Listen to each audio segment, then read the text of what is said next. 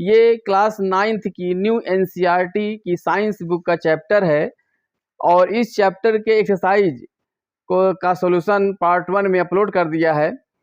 ये पार्ट 2 में इसके आगे के क्वेश्चन को सॉल्व करेंगे और प्लेलिस्ट में आप जाएंगे तो क्लास 9th की 2 प्लेलिस्ट है, एक साइंस की है और एक मैथ की है, जो कि न्यू एनसीईआरटी 2026 के बेस पर है। और मैथ में भी लेक्चर वीडियो है, साथ में एंड ऑफ चैप्टर एक्सरसाइज को सॉल्व किया है और साइंस में भी हमने अपलोड कर रखा है, वहाँ पे आप जाकर देख सकते हैं। तो प्लीज़ चैनल को लाइक कर दीजिए, सब्सक्राइब कर दीजिए और शेयर कर दीजिए। आगे बढ़ क्वेश्चन नंबर 11 पे। क्वेश्चन नंबर 11 ये कह रहा है कि the velocity time graph of N object of mass 10 kilogram moving along a straight line is shown in figure. ये फिगर है, इसमें बना हुआ है वेलोसिटी वर्सेस टाइम का graph. Calculate the force acting on the object by using the graph. अब यहाँ पर फोर्स फाइंड करने को बोला है, तो फोर्स का फार्मूला आप लोगों ने पढ़ा है कि फोर्स इक्वल्स टू होता है F equals to m into a, where m is the mass of the object and a is the acceleration of the object. तो मास यहाँ पर दिया है 10 किलोग्राम का है और हमको एक्सेलरेशन फाइंड करना है with the help of this graph. और ये ग्राफ किसके बीच में है? वेलोसिटी वर्सेस टाइम का ग्राफ है। ये इस वेलोसिटी वर्सेस टाइम से हमको एक्सेलरेशन कैसे मिलेगा, ये हमने लेक्चर के वीडियो में अपलोड कर दिया है, वहाँ पर आप लोग देख सकते हैं। बहुत क्लियर एक्सप्लेनेशन है, वहाँ पर आप जरूर देखिए। और अभी फिर से यहाँ पे आप थोड़ा सा हम इंडिकेशन दे रहे हैं कि अगर स्ट्रेट लाइन का है ग्राफ में, अगर वेलोसिटी टाइम ग्राफ में स्ट्रेट लाइन बना हुआ है और वो स्ट्रेट लाइन टाइम एक्सिस से एक्यूट एंगल पे बना हुआ है, देखिए एक्यूट एंगल है, तो यानी कि यहाँ पर वेलोसिटी इंक्रीजिंग है, देख रहे हैं। 4 सेकेंड पर वेलोसिटी 20 मीटर पर सेकेंड है और 8 सेकेंड पर वेलोसिटी आएगी 30, तो ये इंक्रीजिंग है। और अगर ये ना भी देता डेटा तो एक्यूट एंगल देख करके हम कह सकते थे कि ये यहाँ पर वेलोसिटी इंक्रीजिंग है, यानी कि यहाँ पर पॉजिटिव एक्सेलरेशन होगा। ठीक है, इसी तरह से ऑब्टयूज एंगल बन रहा होता तो वहाँ पर बोलते हैं कि निगेटिव एक्सेलरेशन है। स्ट्रेट लाइन आता लेकिन वो पैरेलल टू टाइम एक्सिस होता तो वेलोसिटी कांस्टेंट रहती, तो एक्सेलरेशन 0 रहता। यहाँ पर 3 कंडीशन है, तो वो आप नोट कर लीजिए और आप जाकर वीडियो में देख लीजिएगा। अब यहाँ पर हमको निकालना एक्सेलरेशन। एक्सेलरेशन क्या होता है? Rate of change of velocity is called as acceleration. तो यहाँ पर स्लोप, एक्चुअली क्या स्लोप ही हमको फाइंड करना होता है। तो यहाँ पर स्लोप के लिए बताया था हमने कि यहाँ पर लाइन ड्रा करेंगे अगर टाइम एक्सिस से, तो जो वाई एक्सिस में होगा डिफरेंस अपॉन टाइम में, इन दोनों का डिवीजन करेंगे तो हमको मिल जाएगा एक्सेलरेशन। अब इसको क्लियरली सॉल्व करते हैं। एक्सेलरेशन इक्वल टू होता है rate of change of velocity. Acceleration is defined as rate of change of velocity, यानी कि delta V upon delta T. यहाँ पर डेल्टा वी का मतलब होता है कि चेंज इन वेलोसिटी और डेल्टा टाइम मतलब चेंज इन टाइम। तो यहाँ पर क्या करना है, हमको स्लोप निकालना है, that is equals to slope. ये सब कुछ एक्सप्लेन कर रखा है हमने वीडियो में, लेक्चर वीडियो में देखिएगा, प्लेलिस्ट में जाइएगा। अब यहाँ पर स्लोप, ये एंगल बनता है, यही स्लोप बोला जाता है। तो स्लोप इक्वल्स टू होता है यहाँ से यहाँ तक जो डिफरेंस होगा वो हमारा हो जाएगा डेल्टा वी, मतलब change in velocity, that is change in velocity हो जाएगा। ध्यान समझिएगा, क्योंकि आगे 11th या 12th में जेई में आपको बहुत ही हेल्प करने वाला है। ठीक है, और यहाँ से यहाँ तक की जो डिफरेंस होगी ये बोली जाएगी delta T, change in time, this is change in time. ठीक है, तो डेल्टा वी कितना आ रहा है यहाँ पर, ए इक्वल हो जाएगा डेल्टा वी आपका कितना आएगा 30 minus 10, 30 metre per second minus 10 metre per second upon time क्या है 8 सेकेंड माइनस 0 सेकेंड, ये 0 है हम पूरा ले रहे हैं, तो 8 सेकेंड, ठीक है 8 सेकेंड माइनस 0 सेकेंड, तो ये आपका आ जाएगा 20 metre per second upon 8 second. तो क्लियर हो जाएगा 20 अपॉन 8, यानी कि आप 4 से कट कर दीजिए, 5 अपॉन 2 यानी कि 2.5 आ जाएगा। ठीक है, 2.5 मीटर पर सेकेंड स्क्वायर, देख रहे हैं, तो ये हमारा प्लस रहेगा। और ये अगर यहाँ पर भी अगर ट्रायंगल आप इस तरह बना देंगे तो सेम आएगा, तो डिफरेंस हमारा कहाँ से कहाँ तक हो जाएगा, यहाँ से यहाँ तक डेल्टा भी हो जाएगा और यहाँ से यहाँ तक ये हो जाएगा। जैसा भी आप ट्रायंगल लेंगे, सब में यही आंसर आने वाला है। अब कह रहा है फोर्स कितना होगा, तो फोर्स इक्वल टू होता है m इंटू ए, और m की वैल्यू दिया है 10 kilogram, m equal to 10 kilogram question में दे रखा है। तो यहाँ से हो जाएगा 10 kilogram into acceleration 2.5 metre per second square, तो यहाँ पर आ जाएगा 25 न्यूटन आ जाएगा। ओके, अब अगर यही निगेटिव एक्सेलरेशन होता तो ये ब्रेक का फोर्स लगता है यहाँ पर, तो ये एक्सेलरेशन का फोर्स लग रहा है। ओके, आगे बढ़ते हैं। 12th क्वेश्चन है, a bullet of mass 50 gram moving with a speed of 100 metre per second enters a heavy stationary wooden block and stops after penetrating a distance of 50 centimetre. देख रहे हैं यहाँ पर यूनिट भी ध्यान दीजिएगा, यहाँ पर मास दिया है ग्राम में और स्पीड दिया है मीटर पर सेकेंड में, ठीक है, और डिस्टेंस ऑफ पेनिट्रेशन है 50 सेंटीमीटर, वो भी CGS सिस्टम में है। इस चीज़ का यूनिट का बहुत ध्यान रखिएगा ध्यान से। Estimate the stopping force acting on the bullet, assume that the bullet undergoes constant acceleration with in the block. ठीक है, तो इसमें इसको पहले गिवन डेटा को नोट कर लेते हैं। गिवन है मास ऑफ द बुलेट, ये बुलेट है, मास m है, 50 ग्राम है, इसको कन्वर्ट करते हैं पहले हम MKS सिस्टम में यानी कि किलोग्राम में, तो 50 ग्राम डिवाइडेड बाई 1000 तो हो जाएगा किलोग्राम में, तो 0.050 किलोग्राम हो जाएगा, है ना। 100 से 2 पॉइंट डिस्प्लेस होगा और 1000 से एक एक्स्ट्रा जीरो लगाना पड़ेगा, और ये मीटर पर सेकंड में है। अब इसको भी कन्वर्ट करिए मीटर में, तो 0.50 मीटर हो गया। अब ये क्या S क्या है, S ये है कि ये बुलेट जब एंटर करेगी इस वुडन ब्लॉक में तो इसका फ्रिक्शन लगेगा, इसको अपोज करेगा, वो जो वुड है उसको अपोज करेगा, तो इसके कारण इसकी वेलोसिटी डिक्रीज करते करते करते यहाँ पर आगे जीरो हो जाएगी।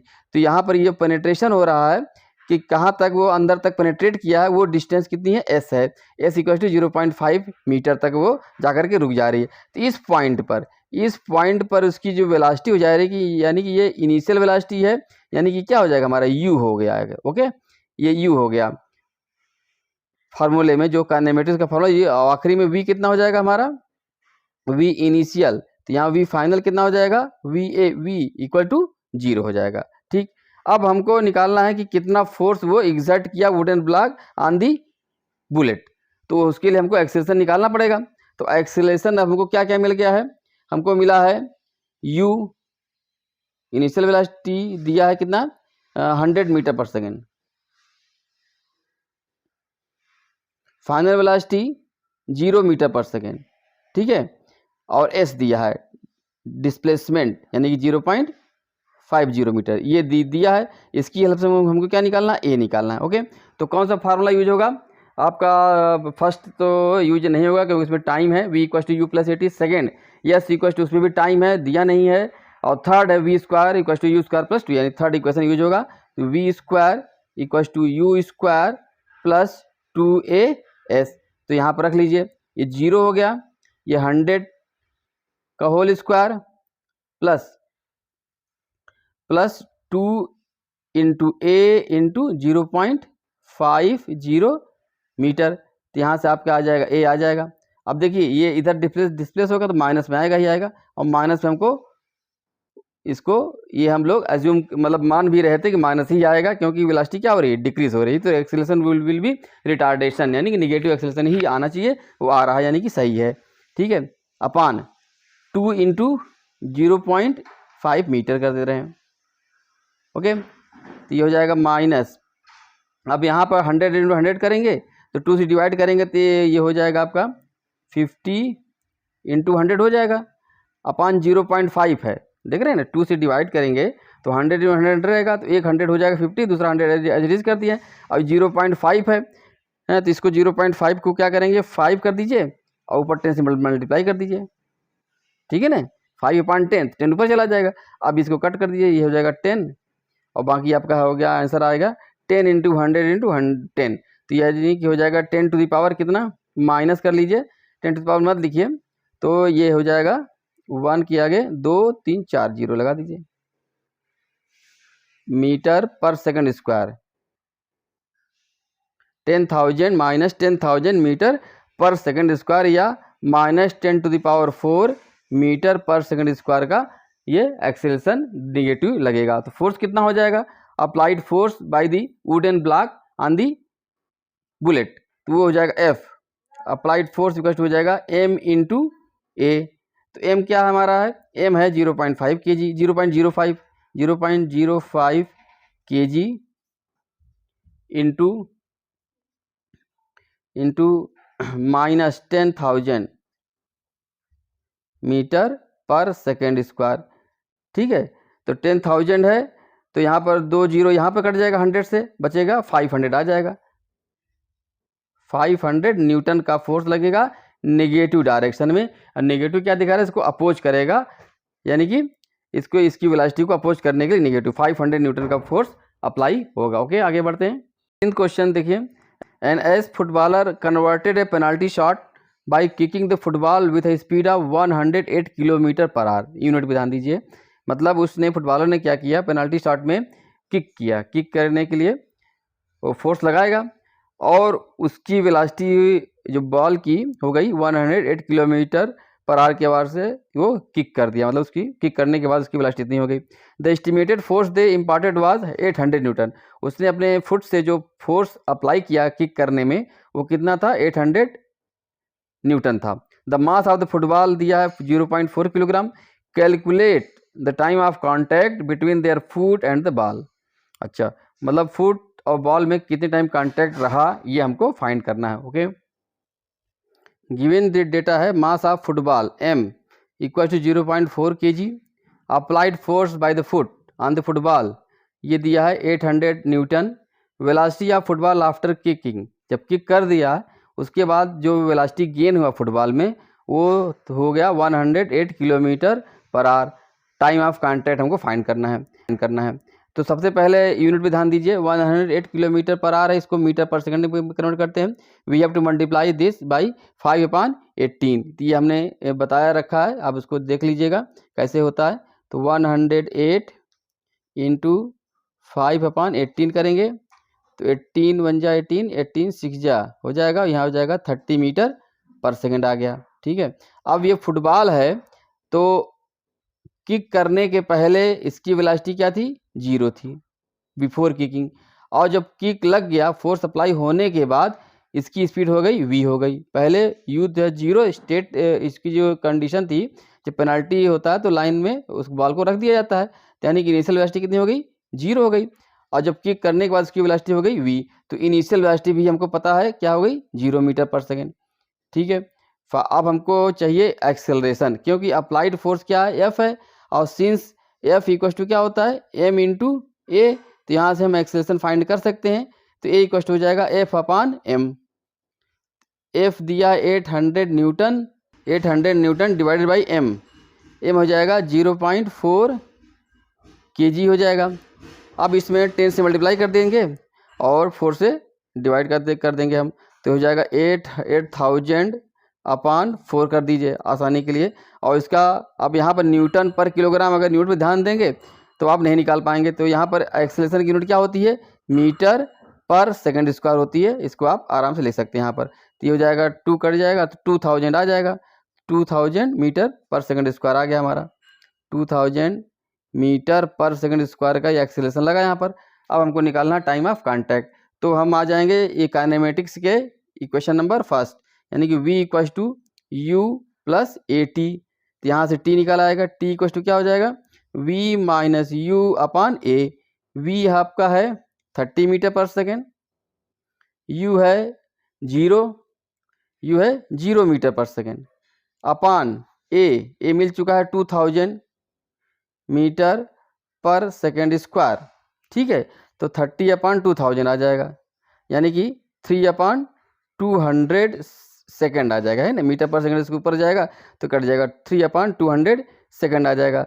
तो आप इसको लिख सकते हैं 3/2 इंटू 100 ऐसे कर दीजिए आसानी के लिए, नहीं तो आप 10 टू द पावर करेंगे तो और कई तरीके हैं, आपको क्लास 9th के लेवल से बता रहे हैं। तो 3/2 कितना होता है, 1.5 होता है, अपॉन 100 करेंगे, सेकेंड तो यूनिट है ही है, तो ये क्या हो जाएगा, 100 से 10 से डिवाइड करेंगे तो 0.15, और 100 करेंगे तो हो जाएगा 0.015 सेकेंड आ जाएगा। तो ये आपका आंसर हो गया। ओके, आगे बढ़ते हैं। 14th क्वेश्चन है, an object an object of mass 2 kg moving with a constant velocity of 10 metre per second encounters a rough patch. ठीक है, रफ मतलब खुरदरा ज़मीन है, तो वहाँ से वो ऑब्जेक्ट जा रहा है। Where the force of friction on the object is 7 newton. तो वो दे रखा है कि फोर्स ऑफ न्यूटन फ्रिक्शन क्या है 7 न्यूटन, जो कि उसको अपोज करेगा, उसकी वेलोसिटी को अपोज करेगा, यानी कि वेलोसिटी जो 10 मीटर पर सेकेंड है उसको डिक्रीज करता जाएगा, ये ड्यू टू दिस फोर्स। ठीक है, at the same time an additional constant force 3 Newton opposing the motion is applied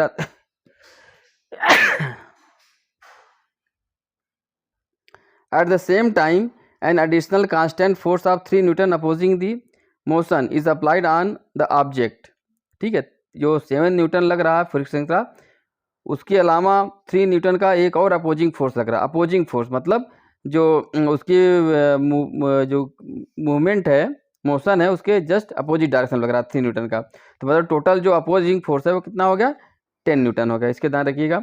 apply after entering the rough page how much distance does the object travel before coming to rest. मतलब velocity जब तक zero नहीं आ जाएगी वो कितना distance travel करेगा उस rough surface पे। डेटा गिवन है, mass of object 2 kilogram, initial velocity u है 10 मीटर पर सेकेंड से वो सरफेस में एंटर करती है। फ्रिक्शन फोर्स जो अप्लाइड फ्रिक्शनल फोर्स है वो हमेशा फ्रिक्शनल फोर्स हमने बताया है कि मोशन को हमेशा वो अपोजिंग डायरेक्शन में अप्लाई होगा। तो अपोजिंग डायरेक्शन मतलब इधर हो जाएगा। अगर मोशन बैकवर्ड हो तो यही फ्रिक्शनल फोर्स इधर लगता। तो इस चीज़ को ध्यान रखिएगा, जिधर ऑब्जेक्ट मूव कर रहा है उसके जस्ट अपोजिट में ही लगेगा। इसका डायरेक्शन हमेशा फिक्स नहीं होता है। ठीक है, मोशन के अकॉर्डिंग अगर यही मोशन इधर हो जाएगा तो फ्रिक्शनल फोर्स सेम इधर लग जाएगा। ठीक है, अपोजिंग फोर्स ये फिक्स रहेगा, बता रखा। अपोजिंग फोर्स जो एक्स्ट्रा लग रहा है वो अपोजिंग लिखा है, यानी मोशन को ये भी अपोज करेगा तो इधर ही लगेगा। ठीक है, फाइनल वेलोसिटी अंतिम में आकर के जीरो हो जाएगा रेस्ट में। और डिस्टेंस ट्रेवल यहाँ से यहाँ तक आने में, यानी कि रेस्ट में आने तक कितना डिस्टेंस वो ट्रेवल करेगा। तो हमको पहले तो निकालना होगा total applied net force on the object. तो क्या हो जाएगा net force F net force on the object इक्वस्ट हो जाएगा, क्योंकि इस डायरेक्शन में कोई फोर्स नहीं है, सब अपोजिंग फोर्स है। तो ये हो जाएगा माइनस में लगेगा, क्योंकि इस डायरेक्शन को क्या मानेंगे हम पॉजिटिव मान लेंगे हम। ठीक है, और इसके बैकवर्ड डायरेक्शन निगेटिव मान लेंगे। तो -F1 -FF, तो दोनों कितने हो जाएगा 7 न्यूटन और 3 न्यूटन, यानी कि -10 न्यूटन लग रहा है। -10 न्यूटन लग रहा है, यानी कि इसकी वेलोसिटी डिक्रीज करेगी ही करेगी। तो एक्सेलरेशन निकाल लेते हैं। ए क्या हो जाएगा, ए हो जाएगा F net upon mass of the object. ये हो जाएगा -10 न्यूटन अपान मास 2 किलोग्राम। अब यहाँ पर यूनिट क्या आ जाएगी मीटर पर सेकंड स्क्वायर ए की होती है, तो -5 मीटर पर सेकंड स्क्वायर इसकी यूनिट हो गई। और ये माइनस में दे रखा है, इससे क्लियर हो गया कि वेलोसिटी डिक्रीज करेगी। अब हमको डिस्टेंस ट्रेवल निकालना है। तो यू पता है इनिशियल वेलोसिटी, फाइनल वेलोसिटी, और ए भी पता चल गया। आपको क्या निकालना है एस निकालना है। तो आपको क्योंकि टाइम गिवन नहीं है, टाइम हमको नहीं पूछ रहा है न तो दिया है, तो हमको यहाँ पर काइनेमेटिक्स का थर्ड इक्वेशन ही काम आएगा। क्या है वो, v² equal to u² plus 2a_s। यहाँ से s निकल जाएगा, तो s इक्वल टू क्या हो जाएगा v² माइनस u² अपान 2a हो जाएगा। ओके, v² क्या है 0, 0 का स्क्वायर 0 ही रहेगा, माइनस u दे रखा है 10 मीटर पर सेकेंड का होल स्क्वायर करेंगे अपान 2 इंटू ए है -5 मीटर पर सेकेंड स्क्वायर। तो यहाँ से आपका माइनस यहाँ पर कट जाएगा, है ना, इसके माइनस से इसके माइनस कट जाएगा, तो ये बचेगा 100। बस डेटा ले रहे हैं, यूनिट तो आएगी आपका मीटर में ही आ जाएगी। ठीक है, तो ये हो जाएगा माइनस कट गया तो ये आ जाएगा 10 मीटर आ जाएगा, यानी कि 10 मीटर आ गया। 100/10 मतलब 10 मीटर आ गया, आंसर आपका आ गया। ओके, आगे बढ़ते हैं। 15th क्वेश्चन है, अ ट्रैक्टर पुल्स हैरो अ प्लाउइंग टूल है, मतलब एक तरह समझ लीजिए कि हल जो लगता है वही। ऑफ मास m1, उसका मास m1 है, with A net force F resulting in an acceleration of a1। मतलब एक ट्रैक्टर उस हैरो को पुल करता है, फोर्स कितना F4 से, तो जिससे उससे एक्सेलरेशन आएगा। फोर्स अप्लाई करने पर एक्सेलरेशन जनरेट होता है, वो हो गया A1 किसके लिए, हैरो के लिए। द सेम ट्रैक्टर पुल से ट्रॉली, अब एक ट्रॉली को पुल करेगा, अब जिसका मास क्या होगा M2, हैरो का कितना था M1 था, विथ अ फोर्स F, मतलब सेम फोर्स है ना। पहले वाले में भी F फोर्स था और दूसरे वाले में भी वही सेम फोर्स है, प्रोड्यूसिंग एन एक्सेलरेशन A2। अब उसमें एक्सेलरेशन कितना आ गया, A2 आ गया। ठीक है, दोनों के लिए अलग अलग है, मास अलग है, एक्सेलरेशन अलग है, लेकिन अप्लाई फोर्स सेम है। If the tractor now pulls the trolley with the harrow, अब ट्रॉली में भी है, ट्रॉली में ही हैरो रख दिया गया है, यानी कि मास कितना हो गया, मास हो गया M1 प्लस M2, और उसको with the same force F, अब F से ही उसको पुल किया जा रहा है। Then obtain an expression for the resulting acceleration in terms of A1 and A2। Ignore friction, एक फ्रिक्शन नहीं लग रहा है, ये आप मान के चलिए। ठीक है, तो गिवन डेटा लिख लेते हैं पहले। देखिए यहाँ पर गिवन डेटा है, मास ऑफ हैरो M1 और फोर्स अप्लाई किया जा रहा है F, तो जिससे एक्सेलरेशन हो गया उसका A1 हो गया। ठीक है, तो A1 हो गया, तो यहाँ पर आप पहले तो ये देखिए इससे क्या मिलेगा, तो यहाँ पर F इक्वल टू क्या होता है M इंटू A, तो A1 आ जाएगा, A1 इक्वल टू हो जाएगा F अपान M1। ठीक है, या इसको लिख सकते हैं सिंपली, हम ऐसे लिख के चल रहे हैं। ठीक है, F equal to M1 A1, equation number 1 यहाँ कर दिया। ठीक है, इसी तरह से मास ऑफ ट्रॉली है M2 और फोर्स अप्लाइड F है, तो यहाँ से आपका आ जाएगा F equal to M2 into A2, equation number 2 हो गया। अब हम क्या कर रहे हैं, ट्रॉली में हैरो रख दिया गया है, तो मास कितना होगा M1 plus M2, apply force वही है, तो यहाँ पर एक्सेलरेशन निकालना है, तो F इक्वल टू क्या हो जाएगा, M इंटू A होता है, M की जगह हो जाएगा M1 plus M2 into A, equation number 3 है। अब कह रहा है कि एक्सेलरेशन निकालना है इन terms of A1 and A2, वहाँ पर M1 M2 नहीं होना चाहिए। चलिए, तो पहले यहाँ से देखिए A कितना आ रहा है, A आ रहा है F अपान M1 प्लस M2 हो गया। अब देखिए यहाँ पर M1 M2 है जो कि नहीं चाहिए। अब इक्वेशन नंबर 1 से देखिए, इक्वेशन नंबर 1 से हमको M1 मिल जाएगा, क्या आ जाएगा, F अपान A1 आ रहा है, और क्योंकि M2 भी चाहिए तो इक्वेशन नंबर 2 से M2 मिल जाएगा, वो क्या हो जाएगा, F अपान A2 हो जाएगा। ठीक है, अब ये हम यहाँ यूज करेंगे, F अपान M1 F अपान A1 प्लस M2 F अपान A2 हो गया। ठीक है, अब देखिए न्यूमरेटर में F है और यहाँ भी F कॉमन ले लेंगे तो F कट जाएगा, वैसे देख लीजिए इसे, ये हो जाएगा 1 अपान A1 प्लस 1 अपान A2 हो गया। अब F कट गया तो ये आ जाएगा 1 अपान A1 प्लस 1 अपान A2 हो गया। अब इसको हम सॉल्व कर लेंगे, यहाँ एलसीएम आ जाएगा A1 A2, तो यहाँ आ जाएगा A2 प्लस A1, तो फाइनली हमारा आंसर आ जाएगा A equal to A1 into numerator में चला जाएगा। ठीक है, A1 A2 न्यूमरेटर में आ जाएगा, A1 A2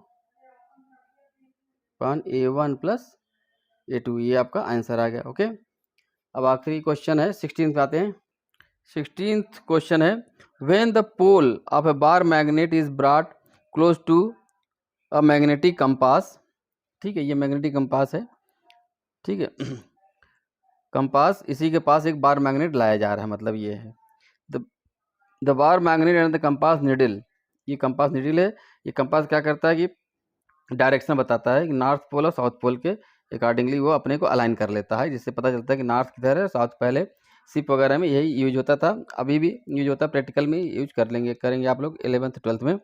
ठीक है, द कंपास निडल विच, अब ये भी एक मैग्नेट भी हो, ये भी एक मैग्नेट होता है। ठीक है, तभी तो अलाइन करता है, क्योंकि अर्थ में नॉर्थ पोल और साउथ पोल भी एक मैग्नेट है, तो जस्ट क्योंकि नॉर्थ की तरफ साउथ अट्रैक्ट होता है, साउथ की तरफ नॉर्थ पोल अट्रैक्ट होता है। किसी भी मैग्नेट में 2 पोल होते हैं, एक नॉर्थ पोल और एक साउथ पोल। नॉर्थ और साउथ एक दूसरे को अट्रैक्ट करते हैं और नॉर्थ रिपेल करेंगे। तो जो अर्थ का मैग्नेट होगा साउथ पोल और इसका नॉर्थ, दोनों एक दूसरे की तरफ अलाइन हो जाएंगे। ठीक है, यही कॉन्सेप्ट है यहाँ पर। तो कह रहा है कि compass needle which is also magnet exert magnetic force on each other, magnetic force लगाएंगे और न्यूटन्स थर्ड लॉ क्या कहता है, अगर फोर्स लगाएगा तो सेम फोर्स अपोजिट में लगेगा। As per Newton's third law of motion both the force are equal in magnitude and opposite in direction. However the compass needle moves, compass needle जैसे ही मैग्नेट बार मैग्नेट लाएंगे तो उसको जैसे कि यहाँ पर नॉर्थ है तो साउथ वाला हिस्सा अगर इसके पास रहेगा तो उसके हिसाब से वो अपने आप को उस तरफ अलाइन करेगा, मूवमेंट इसमें फ्लक्चुएशन चालू हो जाएगी। ठीक है, बहुत हल्का होता है ये, इसका मास बहुत ही लाइट वेट का होता है ये। ठीक है, however the compass needle moves, ठीक है, whereas the bar magnet does not move. Explain भाई, बार मैग्नेट जहाँ, क्योंकि बार मैग्नेट अगर आप हाथ पकड़े रहें तो कोई सवाल ही नहीं, अगर आप थ्रेड से भी लाएंगे बार मैग्नेट को, आप थ्रेड से बांध दीजिए, अब इसके पास लाएंगे तो भी बार मैग्नेट नहीं मूव करेगा और ये मूव करेगा, जबकि फोर्स दोनों में क्या लग रहा है अपोजिट लगेगा, है सेम मैग्नीट्यूड में सेम रहेगा, डायरेक्शन में अपोजिट रहेगा। तो from the Newton's third law ये सही है। ठीक है, तो अगर ये सही है तो बार इसका ये भी मैग्नेट है, ये तो मूव कर रहा है, लेकिन अगर हम थ्रेड से बांधे हैं उसके बावजूद भी बार मैग्नेट नहीं मूव करेगा। इसका क्या कारण है?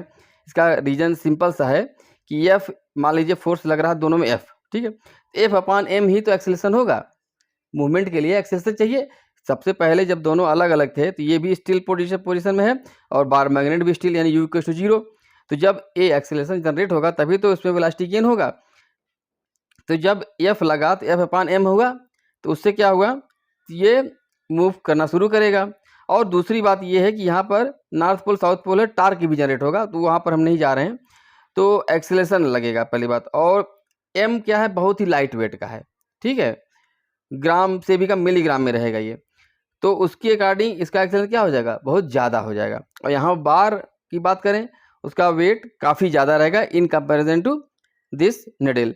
तो यहाँ पर जो एक्सेलरेशन होगा वो नेग्लिजिबल होगा, जो एफ अपॉन एम करेंगे तो एम की वैल्यू बहुत ज़्यादा है उसके कंपेरिजन में, तो और एफ इतना ज़्यादा नहीं लगेगा, इतना ज़्यादा न्यूटन का भी फोर्स नहीं लगता कि जिससे कुछ, अब इसके लिए तो 0.5 न्यूटन भी बहुत है इसके लिए तो, लेकिन बार के लिए 0.5 न्यूटन कुछ नहीं है। तो फोर्स इतना ज़्यादा मैग्नीट्यूड में भी नहीं लगता कि जिससे कि बार मैग्नेट को मूव करा पाए, और ऊपर से एक्सेलरेशन बहुत ही कम निकलेगा बार के लिए, बार मैग्नेट के लिए, क्योंकि एफ अपॉन एम आता है, उसका एम क्या होता है, बहुत ज़्यादा होगा इन कंपेरिजन टू निडल के लिए। तो यही रीज़न है कि ये कंपास का निडल मूव करेगा जबकि बार मैग्नेट मूव नहीं करेगा।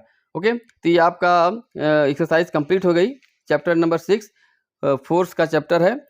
तो और इसके पहले भी हमने वीडियो जो भी अपलोड किया रखा उसको आप देख लीजिए, और कोई डाउट हो तो ज़रूर कमेंट करिए। व्हाट्सअप लिंक दिया हुआ डिस्क्रिप्शन बॉक्स में, वहाँ पर जाकर ज्वाइन होकर के आप क्वेश्चन को पूछ सकते हैं, सॉल्व कर सकते हैं, और भी कुछ भी कोई भी डाउट आप पूछ सकते हैं बिना किसी कास्ट के, बिना कोई फीस नहीं लगेगी किसी भी टाइम पे। और अगर आप लोग सपोर्ट करेंगे तो हम लाइव क्लासेस चलाने के लिए रेडी हैं, किसी फीस के बिना, कोई भी फीस नहीं लगेगी, एकदम बिल्कुल फ्री रहेगा। तो प्लीज़ चैनल को लाइक कर दीजिए, सब्सक्राइब कर दीजिए और शेयर कर दीजिए। Okay, thank you.